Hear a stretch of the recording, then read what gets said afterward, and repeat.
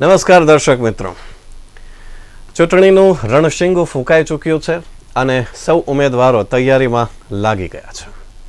કેટલાક ઉમેદવારોના નામ હજુ જાહેર થવાના બાકી છે, પણ ચૂંટણીનો એક માહોલ બરાબર રીતે શહેરમાં હવે જામી ચૂક્યો છે. છેલ્લા થોડા દિવસોથી મહાનગરપાલિકાની ચૂંટણી યોજાશે કે કેમ આ અંગે અનેક અવઢવ અને અનેક તર્ક વિતર્કો રજૂ કરવામાં આવી રહ્યા હતા. સરકાર ચૂંટણીને પાછળ લઈ જઈ રહી છે આવા આક્ષેપો થઈ રહ્યા હતા અને તમામ આક્ષેપો વચ્ચે એક વખત ચૂંટણી પંચ દ્વારા સમગ્ર ચૂંટણી કાર્યક્રમની જાહેરાત થઈ ગઈ અને ત્યારબાદ સુપ્રીમ કોર્ટમાં ફરી એક વખત રીટ પિટિશન દાખલ થઈ અને ત્યારબાદ ફરી એક વખત તેની સુનાવણી અને સુપ્રીમ કોર્ટે ચૂંટણીની પ્રક્રિયાને યથાવત રાખવાના નિર્દેશો આપ્યા અને હવે ચૂંટણી માટેની તૈયારીઓ શરૂ થઈ ચૂકી છે. થોડા દિવસ માહોલ ઘણો સુનમૂન રહ્યો હતો. ખાસ કરીને વરાછા, કતારગામ અને પૂર્ણા વિસ્તારમાં પાટીદાર આંદોલનને લઈ ચૂંટણી વિશે અનેક બાબતો ચર્ચામાં આવી હતી. ત્યારે ચૂંટણીનો માહોલ ઘણો બધો સુનમૂન રહ્યો. ફરી એક વખત હવે જ્યારે ચૂંટણીની તારીખ નજીક આવી રહી છે તો સૌ ઉમેદવારોને હવે ફરી એક વખત માથે સાફો બાંધી અને તૈયાર રહેવા માટેની સૂચનાઓ જે તે પ્રદેશ દ્વારા આપી દેવામાં આવી છે, પ્રદેશ કાર્યાલયો દ્વારા આપી દેવામાં આવે છે. ત્યારે ભારતીય જનતા પાર્ટી અને કોંગ્રેસ આ વખતે શું ખરી રીતે બરાબરીનો જંગ લાગશે કે કેમ? છેલ્લા 2 વખતના ચૂંટણીના પરિણામો અને હવે આવનારી ચૂંટણીમાં શું થવાનું છે, જે તે વોર્ડ વાઇઝ લોકોની કેવી સમસ્યાઓ છે, લોકો પોતાનો નેતા કેવો હોવો જોઈએ, પોતાના પ્રતિનિધિ કેવા હોવા જોઈએ, શું વિચારો છે લોકોના, ચૂંટાયેલા જે લાસ્ટ ટર્મમાં કોર્પોરેટર તરીકે 5 વર્ષનો કાર્યકાળ પૂરો કર્યો તેઓએ લોકો માટે શું કર્યું, રિપીટ થયા છે અને ફરી એક વખત ચૂંટણી લડવા માટે તૈયાર છે તો હવે કઈ બાબતોને ધ્યાનમાં લઈને તૈયાર છે. આ બધી જ વાતોને લઈને આપણો એક વિશેષ કાર્યક્રમ ચૂંટણીનો ચક્રવ્યૂહ રિયલ નેટવર્ક પરથી દરરોજ રાત્રે 9 કલાકે પ્રસારિત થશે. કાર્યક્રમની આ પહેલી કડી છે અને પહેલી કડીમાં અમે કોઈ નેતાને તમારી સમક્ષ રજૂ નથી કરતા, પણ ચૂંટણીની કેટલીક વાસ્તવિકતાઓ અને આ સાથે સાથે સમગ્ર માહોલની કેટલીક વાસ્તવિકતાઓને આપ સૌની સમક્ષ રજૂ કરવાનો આ પહેલી કડીમાં પ્રયાસ કરીએ છીએ. વાત સુરત મહાનગરપાલિકાની 15/5/1852 રોજ સુધરાઈની સ્થાપના અને ત્યારબાદ 1/10/1966થી તેનું મહાનગરપાલિકામાં રૂપાંતરણ થયું. ચૂંટણીઓ યોજાતી રહી. માહોલ ધીમે ધીમે ભારતીય જનતા પાર્ટીમય બનતો રહ્યો. ચૂંટણી 2005ની હોય કે 2010ની હોય, ભારતીય જનતા પાર્ટીએ પોતાનો ભગવો લહેરાવ્યો અને સુરત શહેર એ ભાજપનું મુખ્ય ગઢ હોય તેઓ સરસ મજાના પરિણામો ચૂંટણીના ભારતીય જનતા પાર્ટીએ આપ્યા. આ વખતે પણ ભારતીય જનતા પાર્ટીનો દબદબો યથાવત રહે સુરત મહાનગરપાલિકા પર તેવું આંકલન કરવામાં આવી રહ્યું હતું. પરંતુ આ બધાની વચ્ચે એક નાનું એવું યુદ્ધ, એક નાનો એવો સંઘર્ષ શરૂ થયો અને સંઘર્ષ હતો પાટીદાર અનામત આંદોલનનો. પાટીદાર અનામત આંદોલનને લઈને આ વખતે ફરી એક વખત ચૂંટણી રસાકસીનો જંગ બને તેવું દ્રશ્યમાન થઈ રહ્યું છે. સામાન્યતઃ સુરત એ ગઢ ગણાય છે ભારતીય જનતા પાર્ટીનો અને આ ગઢમાં કોઈ તિરાડ પાડી શકે તેમ નથી આવું માનવું ભારતીય જનતા પાર્ટીનું ચોક્કસપણે હતું. કદાચ એ વાત સાચી પણ ઠરત, કારણ કે છેલ્લા જે ચૂંટણીના પરિણામો આવ્યા છે એ સંપૂર્ણપણે ભારતીય જનતા પાર્ટીની તરફેણમાં આવ્યા છે.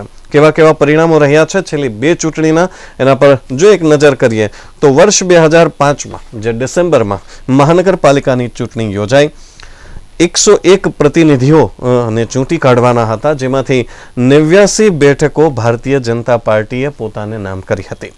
તો 11 જેટલી બેઠકો પર કોંગ્રેસનો વિજય થયો હતો અને 1 એ અપક્ષ ઉમેદવાર તરફી રહી હતી. એટલે કે 2005ની ચૂંટણીમાં 89 જેટલી બેઠકો સાથે ભારતીય જનતા પાર્ટીએ મહાનગરપાલિકા પર આધિપત્ય જમાવ્યું હતું. વિકાસનો એક માર્ગ અને સુરત શહેરને આગવી દિશા અને આગવી ઓળખ આપવાની નેમ સાથે ભારતીય જનતા પાર્ટીએ કાર્ય કર્યું અને કદાચ સુરતીઓએ પણ ભારતીય જનતા પાર્ટીને પૂરેપૂરો પોતાનો સાથ અને સહકાર આપ્યો હોય અને કદાચ ભારતીય જનતા પાર્ટીની કામગીરીથી સુરત શહેર ખુશ હોય તેવી રીતે જ્યારે વર્ષ 2010માં સુરત મહાનગરપાલિકાની ચૂંટણી યોજાઈ ત્યારે 114 જેટલા પ્રતિનિધિઓને ચૂંટવાના હતા. મોટા વરાછા, પૂર્ણા વિસ્તાર અને બીજા અન્ય વિસ્તારો સુરત શહેરમાં ભળી જતા મહાનગરપાલિકાનો વિસ્તાર મોટો થયો હતો અને આ મોટા વિસ્તારને લઈને 114 જેટલા જનપ્રતિનિધિઓની ચૂંટણી એટલે કે કોર્પોરેટર નગર સેવકોની ચૂંટણી યોજાઈ, જેમાં પણ ભારતીય જનતા પાર્ટીએ સપાટો બોલાવતા 98 જેટલી બેઠકો પર સ્થાન મેળવ્યું, આધિપત્ય જમાવ્યું. તો 14 જેટલી બેઠકો કોંગ્રેસના ભાગે આવી, એક બેઠક એનસીપીના ફાળે આવી અને એક અપક્ષ, એમ કુલ મળી અને 114 બેઠકોનું પરિણામ રહ્યું. એટલે જો છેલ્લી 2 ટર્મની વાત કરવામાં આવે વર્ષ 2005 અને વર્ષ 2010ની, તો પરિણામો સંપૂર્ણપણે ભાજપના પક્ષમાં રહ્યા. ચોક્કસપણે એમ કહી શકાય કે વિધાનસભાની ચૂંટણી, લોકસભાની ચૂંટણી યોજાય એમાં પણ પરિણામો ભાજપ તરફી રહ્યા. ત્યારે હવે કોંગ્રેસ એક મોટી પછડાટ સહન કરી રહ્યું હોય તેવું લાગી રહ્યું હતું. પણ ફરી એક વખત જ્યારે નવા આંદોલન, નવા સમીકરણો અને નવી વાતો અને આ બધાની વચ્ચે ચૂંટણીમાં આ વખતે પહેલી વખત જે થવાનું છે તે સુરત શહેરનું નવું વોર્ડ સીમાંકન. આ બધી વાતોને લઈને કદાચ કોંગ્રેસમાં હવે ધીમે ધીમે જોમ આવી રહ્યું હોય તેમ લાગી રહ્યું છે. લડત માત્ર ભારતીય જનતા પાર્ટી અને કોંગ્રેસ વચ્ચે જ થશે એ માનવું એ સંપૂર્ણપણે યોગ્ય છે, પરંતુ આ વખતે એ વાત પણ છે કે આ બંને પક્ષો વચ્ચે નાના નાના મતની ખેંચતાણ કરવા માટે કેટલાક પરિબળો કાર્યરત બનશે. કોંગ્રેસ અને એનસીપી વચ્ચે ગઠબંધનના સંકેતો મળી રહ્યા હતા, પરંતુ એનસીપી અને કોંગ્રેસ હવે સાથે મળીને ચૂંટણી નહીં લડે. એટલે એનસીપી કે જે ગયા વર્ષે ગઈ ચૂંટણીમાં, મહાનગરપાલિકાની ચૂંટણીમાં 14 કોંગ્રેસે મેળવી હતી, 1 એનસીપીએ મેળવી હતી, તો શું એનસીપી પોતાનો પગ પેસારો કરવા માટે તૈયાર છે? એનસીપીના જે પ્રદેશ પ્રમુખ બોસ્કી છે એમણે કહ્યું હતું કે હવે તમામ બેઠકો પર એનસીપી લડશે. તો પ્રદેશ એનસીપી પણ એવું જ જણાવી રહી છે. ગઈકાલે જ્યારે એનસીપી દ્વારા પત્રકાર પરિષદનું આયોજન કરવામાં આવ્યું ત્યારે એનસીપીએ એવું જણાવ્યું કે હવે શહેરની તમામ બેઠકો પર 29 વોર્ડ પર એ ચૂંટણી લડવા માટે તૈયાર કરી રહ્યા છે. શું કહ્યું તેઓએ આપણે એક જાણીએ. 4 દિવસ પહેલા છે ને અમારા ગુજરાત પ્રદેશ પ્રમુખ સાહેબ જયંતિભાઈ પટેલ બોસ્કી સાહેબ, ભરત સોલંકી અને સુરત શહેરના પ્રમુખ હસમુખભાઈ દેસાઈ એ લોકોની સંયુક્ત મિટિંગ મળેલી હતી અને અમે 3 દિવસ પહેલાં જે લિસ્ટ અમારા પ્રદેશ પ્રમુખ જયંતિભાઈ બોસ્કીને અમે આપી દીધેલું હતું કે 29 વોર્ડ છે તો 29 વોર્ડ પૈકી 14 વોર્ડ અમને જોઈએ અને કદાચ એક પોઝિટિવ લિસ્ટ પણ એક અમે આપેલું હતું કે ભાઈ એ પૈકીના અંદર પણ કંઈક બાંધછોડ કરવાનું હોય તો કોઈ વોર્ડ પૈકીના અંદર બી આપણે કરીશું. તો તે બાબતે હસમુખભાઈ દેસાઈએ, ભરતભાઈ સોલંકીએ અમારા પ્રદેશ પ્રમુખને બાંયધરી આપી અને જે કંઈ બી બાંધછોડ કરવાની હોય તો શહેર પ્રમુખો 2 જણા બેસીને કરી લે. એટલે તેવી રીતે સુરત, રાજકોટ, અમદાવાદ, બરોડા બધા જ શહેરના અંદર દરેક પ્રમુખોને પાવર્સ આપી દીધેલો હતો. તો અમારી પાસે છેલ્લા 3 દિવસથી હસમુખભાઈ દેસાઈ કોન્ટેક્ટ કરવાના હતા અને કોઈ ફોન ઉપાડતા નથી ને છેલ્લા 2 દિવસથી હસમુખભાઈ દેસાઈ ફોન બંધ કરીને બેસી ગયા છે. તો હવે અમારી એ પરિસ્થિતિ એવી મુકાઈ ગઈ છે કે એ લોકોના ભરોસા પર અને વિશ્વાસ પર અમારા જે કેન્ડિડેટ છે અકળાઈ ગયા છે અને સમય ઓછો છે, જેથી કરી અમે ગઠબંધન તોડી નાખીએ છીએ અને એકલા અટે 29 વોર્ડના અંદર સુરતના અંદર અમે ઇલેક્શન લડનાર છે અને એકલા અટે 29 વોર્ડના અંદર સુરતના અંદર અમે ઇલેક્શન લડનાર છે.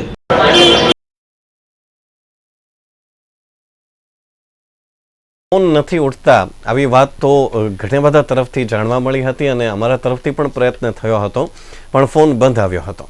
તો શહેર કોંગ્રેસ પ્રમુખનો ફોન બંધ છે એવું એનસીપી જણાવી રહી છે. ખેર, આપણે જે ચર્ચા હતી એ એનસીપી એક બમ્પ તરીકે કાર્ય કરી શકે છે. એનસીપીનું એટલું મોટું વર્ચસ્વ ચોક્કસપણે સુરત શહેરમાં નથી, પરંતુ ખાસ કરીને જ્યારે ઉમેદવારોની પસંદગી કરવામાં આવે ત્યારે લઘુમતી સમાજ અને SC/ST પર એનસીપી કદાચ પ્રભુત્વ જમાવવાનો પ્રયત્ન કરી શકે છે અને ચોક્કસપણે 1-2 બેઠક પોતાને નામ કરવા માટેની કોશિશ કરે. કદાચ એ કરે કે ના કરે, પણ ચોક્કસપણે કેટલાક મતમાં ભંગાણ તો ઊભું કરી જ શકે છે.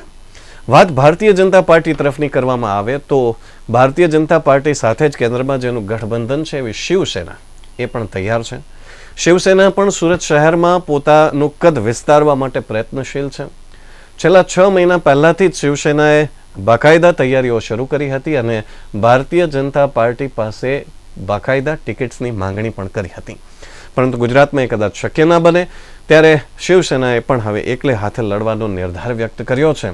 શિવસેના પણ કોઈ ચોક્કસ મોટા ઉમેદવારને સ્થાન આપી અને ચૂંટણીમાં જીત મેળવી શકે કોઈ ઉમેદવાર એવું શક્ય નથી, પણ મતનું ભંગાણ ચોક્કસ છે. આ બે નાના ભંગાણ સર્જી શકે તેવી વાત.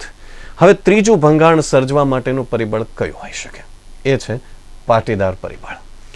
પાટીદાર સમાજ દ્વારા ચૂંટણીનો વિરોધ થઈ રહ્યો છે. આ સાથે સાથે કદાચ કોંગ્રેસને સમર્થન આપવાની વાતો પણ થઈ રહી છે. છેલ્લા ઘણા વર્ષોથી જ્યારથી ભારતીય જનતા પાર્ટીની શરૂઆત થઈ છે ત્યારથી પાટીદારો ભારતીય જનતા પાર્ટીને સમર્થન આપતા રહ્યા છે. પણ આ વખતે મહત્વપૂર્ણ પરિબળ ગણાવી શકાય છે કે આ વખતે ભારતીય જનતા પાર્ટીના ગઢમાં મોટું ગાબડું પાટીદારો પાડી શકે છે. અનેક સોસાયટી એવી છે સુરત શહેરની કે જે સોસાયટીના બહાર ગેટ પર તો ક્યાંક સોસાયટીની અંદર થાળી વેલણના તોરણો બાંધવામાં આવ્યા છે. કેટલી બધી સોસાયટી એવી છે કે સોસાયટીની બહાર એવા બોર્ડ લગાવવામાં આવ્યા છે કે કોઈ પણ પક્ષના ઉમેદવારો મતની ભીખ માંગવા માટે સોસાયટીમાં પ્રવેશ કરે નહીં. જોકે હવે સમયની સાથે પાટીદારો પણ પોતાનો મત બદલી રહ્યા છે. કેટલાક પાટીદારો એવો મત અભિવ્યક્ત કરી રહ્યા છે કે નોટા માટે કરવું પણ એ હવે શક્ય ના રહ્યું તો શું કરવું. કેટલાક પાટીદારો મતદાનથી અળગા રહેવા માંગે છે તો કેટલાક પાટીદારો એવા છે કે જે કોંગ્રેસને સમર્થન આપી અને ભારતીય જનતા પાર્ટીને કંઈક કરી બતાવે તેવું વિચારી રહ્યા છે. પણ એવું પણ બન્યું છે કે ઘણા બધા એવા ઉમેદવારો કે જે ભારતીય જનતા પાર્ટીના ઉમેદવારોના યાદીમાં જાહેર થઈ ચૂક્યા છે એવા ઉમેદવારોએ પાટીદારોને મનાવવાનો પ્રયત્ન કર્યો છે અને સોસાયટીઓની બહાર લગાવેલા બોર્ડ એ હટાવી લેવામાં આવ્યા છે. એટલે કે ધીમે પગલે પણ પાટીદારો ફરી એક વખત પોતાના જ સમાજ વતી જે લડી રહ્યા છે ભારતીય જનતા પાર્ટી વતી લડી રહ્યા છે એમને સમર્થન આપવા તત્પરતા દાખવી રહ્યા છે. પણ આ ત્રીજું એક મહત્વપૂર્ણ પરિબળ ગણાવી શકાય છે કે જે ચૂંટણીમાં દખલગીરી ઊભી કરી શકે છે એટલે કે મતનું ભંગાણ સર્જી શકે છે. એટલે ચોક્કસપણે હવે ચૂંટણી છે એક રોચક એક રોમાંચક જંગ બની રહે એ જણાવી શકાય છે કહી શકાય છે. આ ચૂંટણીમાં પહેલી વખત શું થશે? ત્રણ વાતો એવી છે કે જે પહેલી વાર થઈ રહી છે. ઈ વોટિંગની સુવિધા. ગુજરાત ચૂંટણી પંચ એવું પહેલી વખત નક્કી કર્યું છે કે ઈ વોટિંગની સુવિધા મતદાતાઓને આપવામાં આવે. એટલે કે હવે મોટી મોટી કતારોથી મતદાતાએ દૂર રહેવું હોય તો એ ઈ વોટિંગ કરી શકે છે. સુરત મહાનગરપાલિકાની વેબસાઇટ પર ઈ વોટિંગ માટે રજીસ્ટ્રેશન કરાવી શકાય છે. જે વ્યક્તિ 10મી નવેમ્બર પહેલાં ઈ વોટિંગ માટેનું રજીસ્ટ્રેશન કરાવી દેશે તેમણે હવે મત આપવા માટે મત બૂથ સુધી જે વોર્ડ વાઇઝ બૂથ બનાવવામાં આવ્યા હોય ત્યાં સુધી જવું નહીં પડે. કતારમાં ઊભું પણ નહીં રહેવું પડે. બસ પોતાના મોબાઈલ પર અથવા પોતાના કોમ્પ્યુટર પર સુરત મહાનગરપાલિકા દ્વારા જે રજીસ્ટ્રેશન માટેની વિગતો આપવામાં આવી છે એ વિગતો જેમણે ભરી અને રજીસ્ટ્રેશન કરાવ્યું હશે તેમણે ચૂંટણી પંચની વેબસાઇટ ખોલી અને ત્યાં જ પોતાનો મત આપી દેવાનો રહેશે. એટલે પહેલી વાર એવું બનશે કે જ્યારે મતાધિકારનો ઉપયોગ કર્યો હોય તેની સાબિતી આપતી એક લાલ કલરનું અથવા કાળા કલરનું ચિહ્ન જે નખ પર લગાવવામાં આવતું હતું એ નહીં હોય છતાંય કોઈ એવો દાવો કરી શકશે કે મેં મત આપ્યો છે. તો ઈ વોટિંગ એ પહેલીવાર શક્ય બની રહ્યું છે. બીજી એક રોમાંચક વાત છે કે સુરત શહેરમાં 29 વોર્ડ એ પહેલીવાર અસ્તિત્વમાં આવ્યા છે અને 29 વોર્ડ માટે આ ચૂંટણી યોજાશે એવું પણ સુરત મહાનગરપાલિકાની ચૂંટણીમાં પહેલીવાર બની રહ્યું છે. અને આ વાતની સાથે સાથે આ મહાનગરપાલિકાની ચૂંટણીમાં એવું પણ પહેલીવાર બની રહ્યું છે કે એક વોર્ડમાં 4 ઉમેદવારો એટલે કે જનતાના 4 પ્રતિનિધિઓ હશે. ગઈ ટર્મમાં 114 જેટલા કોર્પોરેટરો હતા તેની સામે આ વખતે 29 વોર્ડ પણ 4 ઉમેદવારો એટલે 116 બે કોર્પોરેટરોની સંખ્યામાં વધારો થયો છે. એટલે કે એવું પહેલીવાર બની રહ્યું છે કે 116 કોર્પોરેટરો માટે ચૂંટણી યોજાશે, 29 વોર્ડમાં ચૂંટણી યોજાશે. 3 મહત્વપૂર્ણ બાબતો કે જે સુરત શહેરમાં મહાનગરપાલિકાની ચૂંટણીમાં પહેલી વખત બનવાની છે. હવે વાત કરીએ ખૂબ તાજી બંને પક્ષો તરફથી ઉમેદવારો જાહેર કરવા માટે કોશિશ કરી દેવામાં આવી હતી શરૂ, અને બંને પક્ષથી બળિયા ઉમેદવારો રજૂ કરવામાં આવે તેવા પણ પ્રયત્નો કરવામાં આવી રહ્યા હતા. પાટીદાર જે ફીવર ચાલી રહ્યો છે એને જોતા બંને પક્ષો જે પાટીદારવાળા વોર્ડ્સ છે એ વોર્ડ્સમાં પોતાના ઉમેદવારો જાહેર કરવા માટે અસમંજસમાં હતા કે પહેલાં ભારતીય જનતા પાર્ટી જાહેર કરે કે કોંગ્રેસ. પણ ભારતીય જનતા પાર્ટીએ ખૂબ મજબૂતી દાખવતા આજે તમામ વોર્ડમાં 29 વોર્ડ માટેની યાદી જાહેર કરી દીધી છે. 116 ઉમેદવારોના નામની યાદી જાહેર થઈ ચૂકી છે. આ યાદી પર એક નજર કરીએ એ ચોક્કસ આપના માટે રોચક રહેશે, અને આપના માટે પણ હવે જાણવું જરૂરી બની ચૂક્યું છે કે આપ જે વોર્ડમાં આવો છો એ વોર્ડમાં આપનો ભારતીય જનતા પાર્ટીનો ઉમેદવાર કોણ હોઈ શકે છે, અને તમારે એમને મત આપવો કે ન આપવો એમના ચારિત્ર અંગે અને તેમના વર્ચસ્વ અંગે, તેમની કાર્યશૈલી અંગે આપ ચોક્કસ પરિચિત હશો જ. જો કે ઘણા બધા વોર્ડ્સમાંથી અવારનવાર એવી ફરિયાદો પણ આવતી હોય છે કે જે તે વ્યક્તિઓ પોતાના વોર્ડના કોર્પોરેટરના યા તો નામ નથી ઓળખતા યા તો કોર્પોરેટરને ક્યારેય પોતાની સોસાયટીમાં જોયા નથી. સમસ્યાઓ લોકોની છે, લોકો રજૂ કરતા જ હોય છે, પણ આપણે જે વોર્ડ વાઇઝ ઉમેદવારોનું લિસ્ટ તૈયાર થઈ ચૂક્યું છે એ લિસ્ટ પ્રમાણેની વાત કરીએ. જે મહત્વપૂર્ણ બાબતો છે આ લિસ્ટમાં ભારતીય જનતા પાર્ટીના, એમાં 35 જેટલા સિટિંગ કોર્પોરેટર્સને રિપીટ કરવામાં આવ્યા છે. હા, 35 ચહેરાઓ એવા જ રહેશે કે જે છેલ્લી વખતમાં ચૂંટણી લડી ચૂક્યા છે. આ 35 ચહેરાઓ વચ્ચે પણ ખૂબ મહત્વપૂર્ણ બાબત એ રહી છે કે ગયા વખતની મહિલા સિટિંગ કોર્પોરેટર્સ વધારે તેનો સમાવેશ કરવામાં આવ્યો છે, એટલે કે મહિલાઓની કામગીરીથી એક તરફે કહી શકાય કે પ્રદેશ ખૂબ ખુશ જણાઈ રહ્યો છે. અને બીજી વાત એ પણ છે કે હવે વોર્ડ દીઠ બે મહિલાઓ પણ ઊભી રાખવાની છે, ઉમેદવારી નોંધાવી શકે છે, એટલે પણ કદાચ એ મહિલાઓની ઉમેદવારીમાં વધારો, રિપીટ કરવામાં વધારો ચોક્કસપણે આવ્યો હોઈ શકે છે. 2 બેઠકો એવી છે કે જેમાં સિટિંગ કોર્પોરેટરને ઉમેદવાર તરીકે ઘોષિત નથી કરવામાં આવ્યા, પરંતુ તેમના ધર્મપત્નીને ઉમેદવારી નોંધાવવા માટે પક્ષ રાજી થયો છે. તો સત્તાવાર રીતે જે ભારતીય જનતા પાર્ટી ગુજરાત પ્રદેશ દ્વારા યાદી જાહેર કરવામાં આવી છે એ યાદીનો એક અભ્યાસ કરીએ. સૌથી પહેલો વોર્ડ રાંદેર, જહાંગીરપુરા અને વરિયાવ. આ વોર્ડના 4 ઉમેદવારોમાં હિનાબેન રાજેશભાઈ ચૌધરી, મમતાબેન કિશનલાલ પટેલ, ડોક્ટર રમણભાઈ મકનભાઈ પરમાર અને દિગ્વિજયસિંહ નહારસિંહ બારડ. 4 ઉમેદવારોના નામનો સમાવેશ થાય છે. ઉલ્લેખનીય છે કે 4 ઉમેદવારો નવા છે. Ward number 2 Kosad Amroli. ઉર્વશીબેન માળી, નીતાબેન પટેલ, સુરેશભાઈ ડોબરિયા અને રાજેન્દ્રભાઈ પટેલનો સમાવેશ થાય છે, જેમાં ઉર્વશીબેન માળીને રિપીટ કરવામાં આવ્યા છે, એટલે કે ફરી એક વખત તેઓ ચૂંટણી લડવા માટે તૈયાર થઈ રહ્યા છે. ત્યારબાદનો વિસ્તાર આવે છે વરાછા, સરથાણા અને સીમાડા. વોર્ડ નંબર 3 અને આ વોર્ડ નંબર 3માં પણ રંજનબેન વેકરિયાને રિપીટ કરવામાં આવ્યા છે. નવા 3 ચહેરાઓ આ વખતે ચૂંટણી લડશે: મંજુલાબેન શિરોયા, મંજીભાઈ તેજાણી અને ભરતભાઈ જોધાણી. ત્યારબાદ વોર્ડ નંબર 4 કાપોદ્રા. કાપોદ્રામાં 3 ચહેરાઓને રિપીટ કરવામાં આવ્યા છે. આ એ બધા વોર્ડ હવે ધીમે ધીમે આવી રહ્યા છે કે જેમાં પાટીદાર અનામત આંદોલન વખતે જે પ્રતિનિધિઓ હતા એમણે પક્ષ તરફે રહેવું કે પાટીદારોની તરફે રહેવું આ બાબતે ઘણો અસમંજસ હતો. તો પાટીદાર કોર્પોરેટર તરીકે તેમની ભૂમિકા કેવી રહી હતી એ બાબતોને પણ ધ્યાનમાં લેવામાં આવી છે, પક્ષે ધ્યાનમાં લીધી છે. અને કાપોદ્રા વોર્ડમાંથી 3 કોર્પોરેટર્સને રિપીટ કરવામાં આવ્યા છે. મહિલા ઉમેદવાર તરીકે મીનાબેન દિનેશભાઈ હિંગુ, તેમને રિપીટ કરાયા છે. નવા ચહેરા તરીકે અરુણાબેન શિંગાળા આવી રહ્યા છે. તો અરવિંદભાઈ ગોયાણી, તેમને પણ રિપીટ કરવામાં આવ્યા છે કાપોદ્રા વિસ્તારમાંથી. અને બાબુભાઈ ચોડવડિયા એટલે કે બાબુભાઈ જીરાવાળા એ પણ રિપીટ કરવામાં આવી રહ્યા છે. અરવિંદભાઈ ગોયાણી અને બાબુભાઈ ચોડવડિયા બંને કુમારભાઈ કાનાણીના અંગત ગણાય છે અને બંને પોતપોતાના કાર્યક્ષેત્રમાં નિપુણ પણ ગણાય છે, રાજનીતિમાં પણ નિપુણ ગણાય છે. બંનેને રિપીટ કરવામાં આવ્યા છે. તો મહિલા ઉમેદવાર મીનાબેન હિંગુને પણ રિપીટ કરવામાં આવ્યા છે. ફૂલપાડા અશ્વિની કુમાર વિસ્તાર.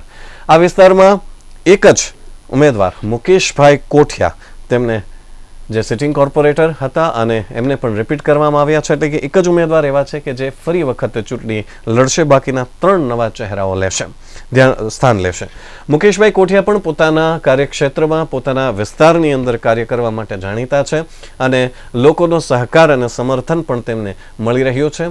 પાટીદાર અનામત આંદોલન વખતે પણ તેમણે મહત્વપૂર્ણ ભૂમિકા ભજવી હોય, પક્ષ અને પાટીદારો વચ્ચે બેલેન્સ જાળવવામાં તેમણે મહત્વપૂર્ણ ભૂમિકા ભજવી હોય એવું જણાઈ રહ્યું છે અને તેઓએ પણ પોતાના વોર્ડમાં જેટલી સોસાયટી આવે છે તેમાં જે બોર્ડ લગાવવામાં આવ્યા હતા કે કોઈ નેતાઓ મત માંગવા માટે આવે નહીં, એ બોર્ડ ઉતરાવવામાં પણ મહત્વપૂર્ણ કામગીરી ભજવી હોય, આ બધી વાતોને ધ્યાનમાં લઈ અને તેમને રિપીટ કરવામાં આવ્યા છે.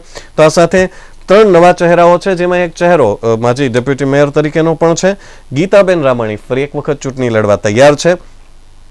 વચ્ચેની ટર્મમાં તેઓને આરામ આપવામાં આવ્યો હતો, પણ પક્ષમાં કદાચ સક્રિય રહ્યા અને તેમને ઇનામ મળ્યું.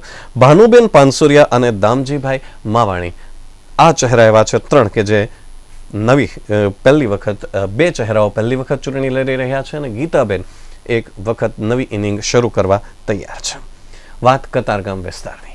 કતારગામ વિસ્તારમાં પણ પ્રજાપતિ અને પાટીદારનું મજબૂત વર્ચસ્વ છે, તો આ સાથે અન્ય સમાજ પણ વર્ચસ્વ આધિપત્ય જમાવવા તૈયાર છે. પણ કતારગામ વિસ્તાર રંજનબેન સરતાનપરા પછાત વર્ગ સ્ત્રી તરીકેના ઉમેદવારમાં તેમને યથાવત રાખવામાં આવ્યા છે.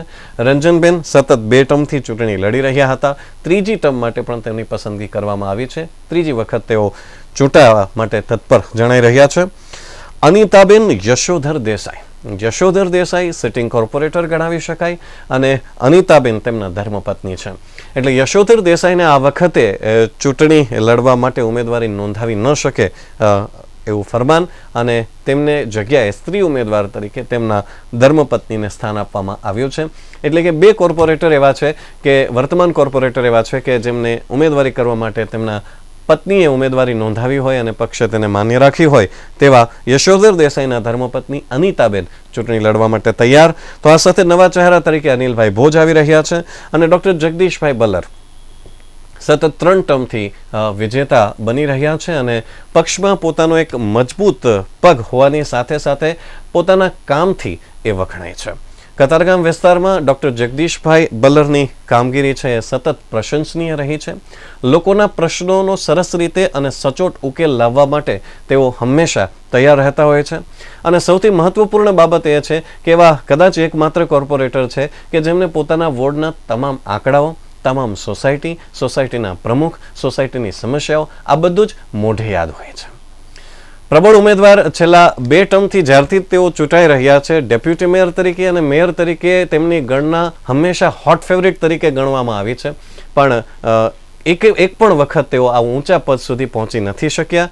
સ્થાયી સમિતિના અધ્યક્ષના પદ સુધી પણ નથી પહોંચી શક્યા, પણ સ્થાયી સમિતિમાં અવિરતપણે તેઓ સતત ચાલુ રહ્યા છે. તેમને એક પણ વખત સ્થાયી સમિતિમાંથી બાકાત રાખવામાં આવ્યા નથી. એક વખત હોસ્પિટલ સમિતિ, એક વખત આરોગ્ય સમિતિ પણ સંભાળી ચૂક્યા છે અને તમામ સમિતિઓમાં તેમનું કાર્ય ખૂબ પ્રશંસનીય રહ્યું છે. ડોક્ટર જગદીશભાઈ બલ્લર લોકો માટે ખૂબ જાણીતો ચહેરો છે અને આ સાથે સાથે લોકો માટે ખૂબ માનીતો ચહેરો પણ છે. એટલે ડોક્ટર જગદીશભાઈ પટેલને રિપીટ કરવા ખૂબ જરૂરી પક્ષ માટે બની ગયું. તો ચોક્કસપણે કતારગામ વિસ્તારમાં જગદીશભાઈ પટેલને રિપીટ કરવા કે કેમ આ બાબતે અસમંજસ ભરેલી સ્થિતિ હતી અને આ વાત પક્ષના અધ્યક્ષ સુધી પણ પહોંચી ગઈ હતી અને છેલ્લે જગદીશભાઈના નામ પર મહોર મારવામાં આવી હતી. ક્યાંક વર્તમાન પત્રોમાં એવું પણ ચર્ચાઈ રહ્યું છે કે નાનુભાઈ વાનાણીએ જગદીશભાઈ બલ્લરનો પક્ષ ખેંચતા તેમને ટિકિટ મળી છે, પણ એવું ચોક્કસ છે કે કદાચ જગદીશભાઈ બલ્લરની કામગીરી એવી સરસ મજાની હતી કે તેમને પક્ષે ફરી એક વખત આ બીડું આપ્યું છે. કતારગામ વેડ વિસ્તાર. આ વિસ્તારમાં 4 ઉમેદવારો નવા જણાઈ રહ્યા છે. સોનુબેન આંબલિયા, નીતાબેન સાવલિયા, રમેશભાઈ ઉકાણી અને લાલજીભાઈ ગોરી. આ 4 નવા ચહેરાઓ આવી રહ્યા છે. ડભોલી સિંગણપુર વિસ્તારમાં સાધનાબેન રાવલ ચૂંટણી લડશે અને બીજા મહિલા ઉમેદવાર તરીકે રત્નાબેન શામરાવ ફૂલે. કતારગામ અને સિંગણપુર આ 2 બેઠકો એવી છે કે જે 2 વોર્ડ એવા છે કે જે વોર્ડની અંદર સિટિંગ કોર્પોરેટર નહીં પણ એમના ધર્મપત્નીને સ્થાન આપવામાં આવ્યું છે. એવા છે શામરાવ ફૂલે. શામરાવ ફૂલે એને આ વખતે બેઠક માટે ટિકિટ આપવામાં આવી નથી, પણ તેમના ધર્મપત્ની રત્નાબેન આ વખતે ચૂંટણી લડશે. આ વિસ્તારમાં મરાઠી વસ્તી પણ ઘણી બધી છે, ત્યારે મરાઠી સમાજનું પ્રતિનિધિત્વ કરતા ફૂલે પરિવારને આ ટિકિટ આપવામાં આવી છે. આ સાથે વિનોદભાઈ મોરડિયા રિપીટ કરવામાં આવ્યા છે અને જયંતિભાઈ ભંડેરી એ નવો ચહેરો રહેશે. આજે જયંતિભાઈ ભંડેરીનો વિરોધ કરવામાં આવ્યો હતો. આ વાત આપણે આગળ ચર્ચામાં ચોક્કસપણે લઈશું, પણ જયંતિભાઈ ભંડેરી આ વિસ્તારનો એક નવો ચહેરો રહેશે ત્યાં સુધી કે પક્ષના કાર્યકર્તાઓ નાનુભાઈ વાનાણીનો વિરોધ કરવા તૈયાર થઈ ગયા હતા. શું થયું હતું એ આગળ ચર્ચાને પાત્ર રહેશે. વાત કરીએ અડાજણ, પાલ અને પાલનપુર વિસ્તારની. ઉષાબેન પટેલ એકમાત્ર નવો ચહેરો છે. બાકીના 3 ચહેરાઓ રિપીટ થયેલા છે. એમાં છે જશુબેન રાઠોડ, મુકેશ દલાલ. એવું ચર્ચાઈ રહ્યું હતું કે આ વખતે મુકેશભાઈ દલાલને નહીં મળે, પણ છેલ્લે ટિકિટ મળી ગઈ છે. સ્થાયી સમિતિમાં પણ તેઓ કાર્યશીલ રહ્યા હતા. અને એક છે પ્રવીણભાઈ વગનભાઈ પટેલ, જેમને પણ રિપીટ કરવામાં આવ્યા છે. વાત કરીએ અડાજણ ગોરાટ વિસ્તારની. તેમાં 2 ઉમેદવારો રિપીટ થયેલા છે. સિટિંગ કોર્પોરેટર છે. 2 નવા ચહેરાઓ છે. મહિલા ચહેરાઓ બંને નવા છે. વૈશાલીબેન શાહ અને હેમાલીબેન બોઘાવાલા, આ બંને નવા ચહેરાઓ છે. તો આ સાથે અનિલભાઈ બિસ્કિટવાલા અને નીરવ શાહ બંને સુરત શહેર ભાજપ પ્રમુખ પૂર્ણેશભાઈ મોદીના અંગત ગણવામાં આવે છે. અનિલભાઈ બિસ્કિટવાલા ઘણા સમયથી પૂર્ણેશભાઈ સાથે કાર્યશીલ રહ્યા છે અને એમના જ ઇનામ સ્વરૂપે તેમને ગઈ ટર્મમાં ચૂંટણી લડવાનો મોકો મળ્યો હતો. તેઓ વિજેતા બન્યા હતા. આ વખતે પણ તેઓએ ફરી એક વખત ઉમેદવારી માટે પ્રયત્નો કર્યા હતા અને ફરી એક વખત પૂર્ણેશભાઈનો હાથ તેમના પર રહ્યો અને અનિલભાઈ બિસ્કિટવાલા રિપીટ થયા. નીરવભાઈ શાહ સ્થાયી સમિતિના અધ્યક્ષ તરીકે રહી અને કંઈક નવા કાર્યો કરવામાં અને ક્રિએટિવ કાર્યો કરવામાં તેમણે અનોખી ભૂમિકા ભજવી હતી અને કદાચ આ જ વાતને લઈને નીરવભાઈ શાહને રિપીટ કરવામાં આવ્યા છે. સલાબતપુરા, સૈયદપુરા અને કુબેરનગર વિસ્તાર. આ વિસ્તારમાં એક ચહેરો રિપીટ થઈ રહ્યો છે. બાકીના 3 નવા ચહેરાઓ આવી રહ્યા છે. સલાબતપુરા, સૈયદપુરા અને કુબેરનગર આમ જોઈએ તો એક ક્ષેત્રની દ્રષ્ટિએ ઘણો વિચિત્રપણે કહી શકાય તેવો નવો વોર્ડ બન્યો છે. કારણ કે કુબેરનગર વિસ્તાર મૂળ સુરતીઓ પણ વસે છે. આ સાથે પ્રજાપતિ સમાજનું પણ વર્ચસ્વ છે અને પાટીદાર સમુદાયનું પણ ત્યાં વર્ચસ્વ છે. એક વિસ્તાર આ રહ્યો. તો એની સામે સલાબતપુરા અને સૈયદપુરા એવો વિસ્તાર છે કે જ્યાં મૂળ સુરતીઓનું વર્ચસ્વ છે. આ બંને જ્યારે એક સાથે ભેગા થઈ રહ્યા છે ત્યારે ગીતાબેન પટેલને રિપીટ કરવામાં આવ્યા છે. નેન્સી સુમરા કદાચ ભાજપમાં સક્રિયપણે તેમણે કાર્ય કર્યા અને બહુ લાંબો સમય નથી થયો, પરંતુ મોહનભાઈ સુમરા કે જેઓ કર્મનિષ્ઠ કાર્યકર્તા ભારતીય જનતા પાર્ટીના રહ્યા છે અને તેનું ઇનામ મોહનભાઈને નહીં મળ્યું પણ તેમની દીકરીને મળ્યો છે. નેન્સી સુમરાને ટિકિટ ફાળવવામાં આવી છે.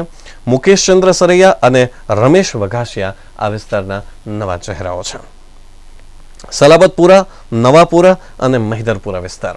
Ward number 12. વોર્ડ નંબર 12માં ઉમેદવારી નોંધાવશે આ વખતે ભારતીય જનતા પાર્ટી વતી બંને મહિલા ચહેરાઓ નવા છે. શીલાબેન ગાંધી અને આરતીબેન હેનીશભાઈ પટેલ.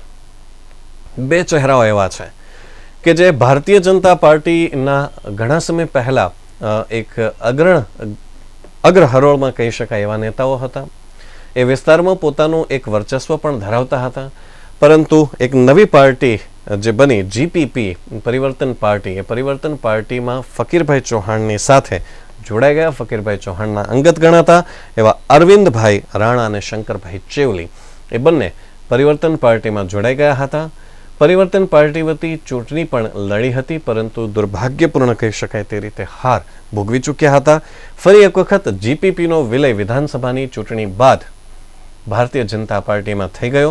એટલે કે ભારતીય જનતા પાર્ટીમાં ફરી એક વખત સક્રિય રીતે કામગીરી ભજવી અને અરવિંદ રાણા સમાજ ઉપર એમનું પ્રભુત્વ વધારે છે. એટલે ખાસ કરીને સલાબતપુરા, નવાપુરા અને મહિદરપુરા વિસ્તાર એવો છે કે જેમાં રાણા સમાજનો કોઈ ચોક્કસ મજબૂત ચહેરો હોય એવું પક્ષે વિચારી અને અરવિંદ રાણાને ફરી એક વખત ચૂંટણી લડવા માટે તૈયાર કર્યા. શંકર ચેવલીને પણ ટિકિટ અપાઈ છે.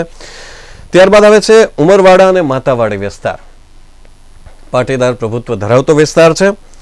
અસ્મિતાબેન શિરોયા 2005નો ચહેરો. 2005માં તેઓ ચૂંટણી લડી ચૂક્યા, વિજયી પણ બન્યા. પક્ષે 2010માં રિપીટ નહીં કર્યા, ઘરે બેસાડ્યા, છતાંય પક્ષમાં સક્રિય રહ્યા, પક્ષના દરેક કામોમાં સક્રિય રહી અને કેટલાક મહિલા મોરચાના પદ પર પણ તેમણે કામગીરી નિભાવી અને એમની સક્રિય રહેવાની કામગીરીને લઈને તેમને ફરી એક વખત રિપીટ કરવામાં આવ્યા છે. અસ્મિતાબેન શિરોયા ને રિપીટ કરાયા છે. તો ત્યારબાદ બીજો એક નવો ચહેરો આવી રહ્યો છે, રસીલાબેન પાનસોરિયા.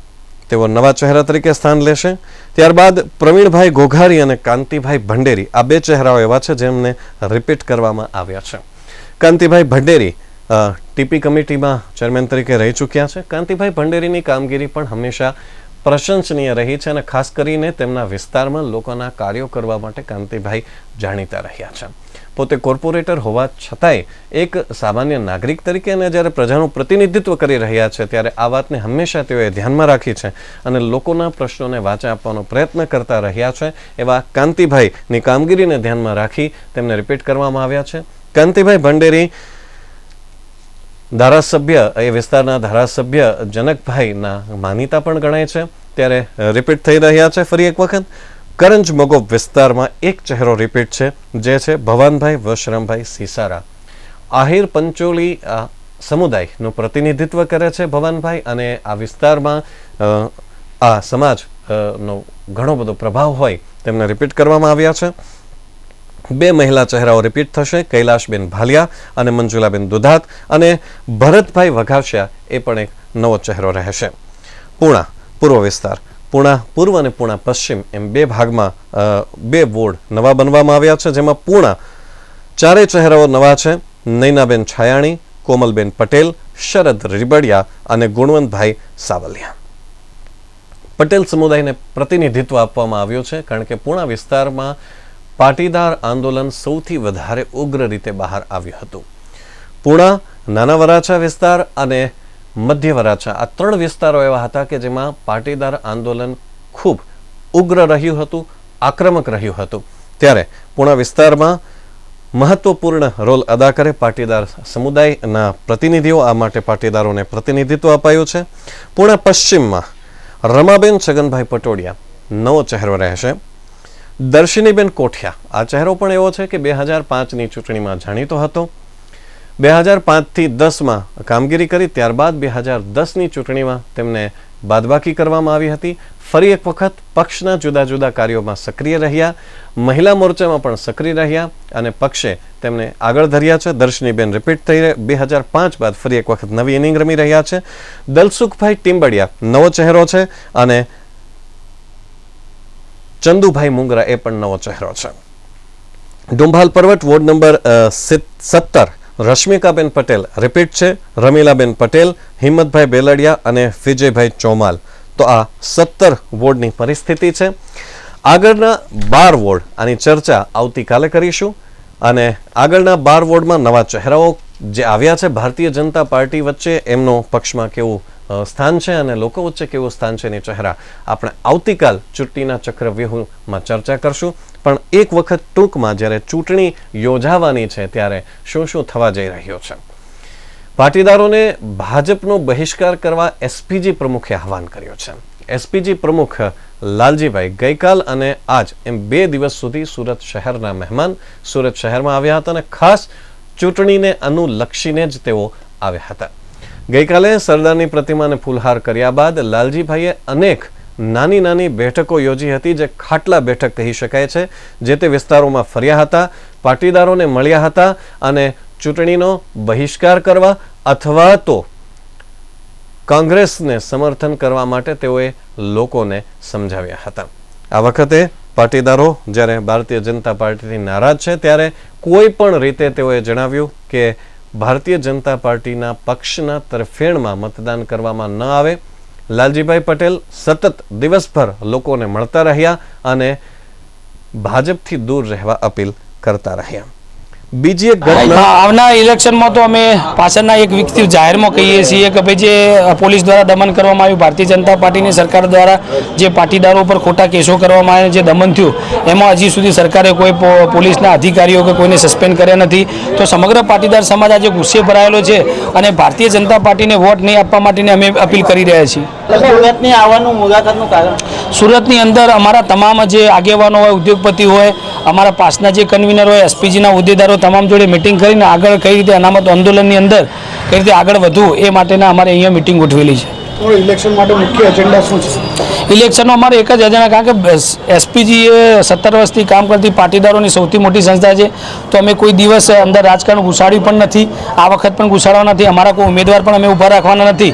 પણ જે પોલીસ દ્વારા દમન કરવામાં આવ્યું અને સરકારશ્રી દ્વારા જે ખોટા કેસો કરવામાં આવ્યા, તો એના માટે અમે દરેકને જાગૃતિ કરીને દરેક તાલુકા વાઇઝ 200 જણની અમે ટીમ બનાવેલી છે અને એ ટીમ અમારે ખાટલે પરિષદો કરી અને ગામે ગામ જઈ અને જાગૃતિનું કામ કરી અને ભારતીય જનતા પાર્ટીને વિરુદ્ધમાં વોટિંગ કરવા માટેની અમે અપીલ કરી રહ્યા છીએ।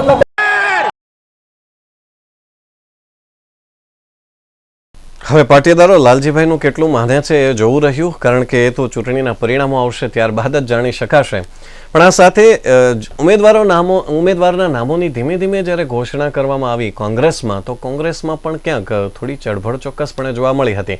કુબેરનગર મોગલીસરા વોર્ડમાં જ્ઞાતિના સમીકરણના આધારે પાલિકા વિરોધ પક્ષના નેતા ભૂપેન્દ્ર સોલંકીના બદલે તેમની પુત્રીને ટિકિટ આપવાનો નિર્ણય જીપીસીસીની બેઠકમાં જે કંઈ લેવાયો, ટૂંકમાં સલીમ ઘડિયાળીએ આ બધા બાબતોમાં વિરોધ કર્યો હતો। એવા બેનરો પ્રદર્શિત કરવામાં આવ્યા હતા કે દીકરો ભાજપમાં અને બાપ કોંગ્રેસમાં, શા માટે તેમને ફરી એક વખત ચૂંટણી લડવાનો મોકો આપવામાં આવી રહ્યો છે। એ વાત નિશ્ચિત છે કે ભૂપેન્દ્ર સોલંકીએ મહાનગરપાલિકામાં કોંગ્રેસને જીવતી રાખવાનો ચોક્કસ પ્રયત્ન કર્યો હતો, પણ છતાંય સલીમ ઘડિયાળીએ વિરોધ નોંધાવ્યો અને એવા આરોપ જડી દીધા કે શહેર કોંગ્રેસ પ્રમુખ ફોન ઊંચકતા નથી। શું કહ્યું સલીમ ઘડિયાળીએ, સાંભળીએ।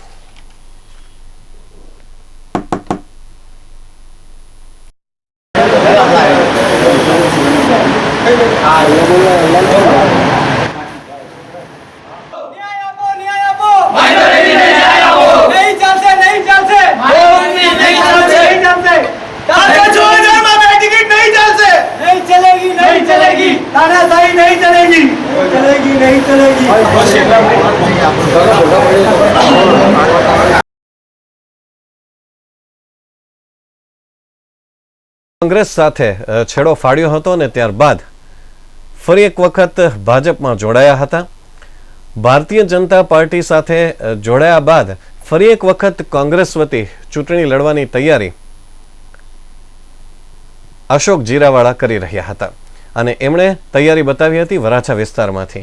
ગઈકાલ સુધી વર્તમાન પત્રોમાં પણ એવી ચર્ચા થઈ ગઈ, આજના વર્તમાન પત્રોમાં પણ એવું છપાઈ ગયું કે અશોક જીરાવાળા કોંગ્રેસ વતી ચૂંટણી લડી રહ્યા છે। ફરી એક વખત જ્યારે અમારા પ્રતિનિધિએ આજે સાંજે તેમનો સંપર્ક કર્યો ત્યારે અશોક જીરાવાળાએ ખુદ એવું કહ્યું કે તેમને તેમના નજીકના વર્તુળોમાંથી સમર્થન મળી નથી રહ્યું, એટલે તેઓ ચૂંટણી લડવા તૈયાર નથી। એટલે એકવાર કોંગ્રેસ, ફરી એક વખત ભાજપ તરફ લડવાનો પ્રયત્ન, પણ ત્યાંથી સહકાર નહીં મળ્યો। ફરી એક વખત કોંગ્રેસ અને હવે કોંગ્રેસમાંથી પણ કદાચ તેઓ બાદબાકી તેમની કરવામાં આવે તેવું।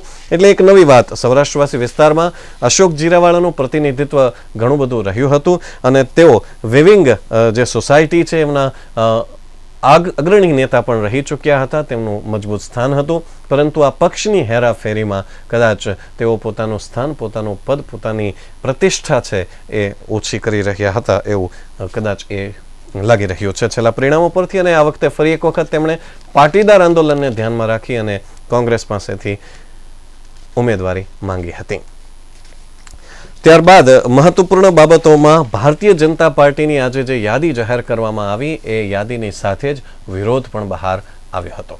વોર્ડ નંબર 8 ડભોલી સિંગણપુર વોર્ડમાં સાધનાબેન રાવલ, રત્નાબેન શ્યામરાવ ફુલે, વિનોદ મોરડિયા અને જયંતિભાઈ ભંડેરીને ટિકિટ આપી છે। ભાજપના પાયાના કાર્યકર્તાઓએ રોષ વ્યક્ત કર્યો છે। આજે સિંગણપુર 4 રસ્તા ખાતે કાર્યકર્તાઓ ભેગા થયા, વિરોધ કર્યો, સૂત્રોચ્ચારો કર્યા, નાનુભાઈ વાનાણીને રજૂઆત કરી હોવાનો દાવો પણ કર્યો। આયાતી ઉમેદવાર જયંતિભાઈને ગણાવ્યા, રત્નાબેન ફુલેનો વિરોધ કર્યો અને આ બંનેનો વિરોધની સાથે તેઓ એવી માંગણી કરી કે પાયાના કાર્યકર્તા તરીકે તેમને જ મળવી જોઈએ। આટલું નહીં, ચીમકી પણ આપી દીધી કે તેઓ ભાજપને જીતાડી શકે છે તો હરાવી પણ શકે છે। શું કહ્યું એ પણ સાંભળ્યું।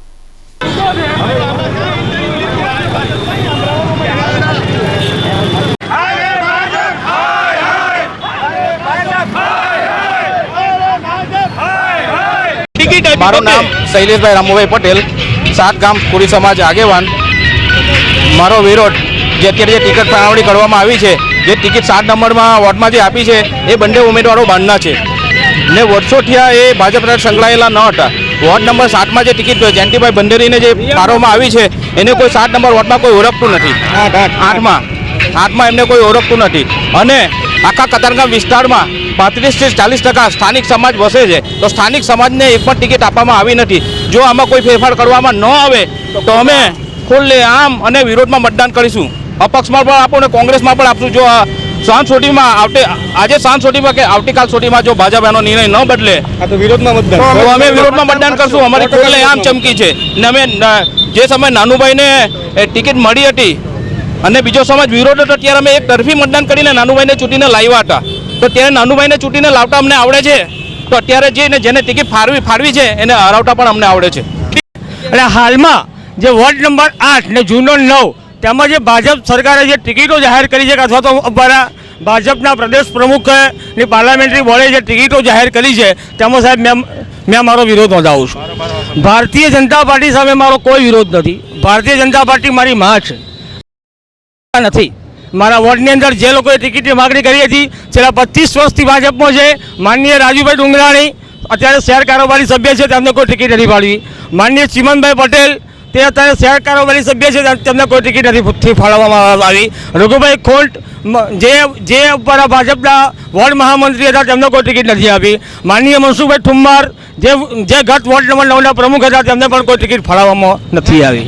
એટલે ભાજપના સિનિયર કાર્યકર્તાઓને જો ભાજપ આપણા હોશિયારમાં ધકેલી જતું હોય ને એક સગાવાટને ધ્યાનમાં રાખીને જો ટિકિટોની ફાળવણી થતી હોય તે ભારતીય જનતા પાર્ટી કે જેનું આ દેશ પર શાસન છે તે પાર્ટીના ખરેખર લેવલે યોગ્ય નથી.